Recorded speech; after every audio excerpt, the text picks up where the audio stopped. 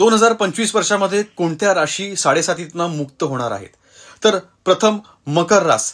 मकर राशीला प्रचंड दिलासा मिळणार आहे. मकर राशीची साडेसाती ही 29 मार्च 2025 मध्ये संपणार आहे. त्याचप्रमाणे कर्क रास आणि वृश्चिक राशींची कंटक ढय्या, शनी महाराजांची ढय्या 2.5 वर्षांची ही देखील संपणार आहेत. ह्या 3 राशी ह्यातनं मुक्त होणार आहेत. आणि कोणत्या राशीची साडेसाती येणाऱ्या वर्षात सुरू होणार आहे? तर मेष राशीची साडेसाती 29 मार्च 2025 ह्या येणाऱ्या वर्षात सुरू होणार आहे.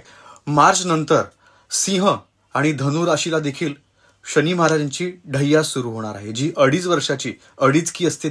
त्याकरता काय करावं हे देखील मी व्हिडिओ बनवेन. मेष राशींच्या जातकांसाठी मी व्हिडिओ बनवणार आहे.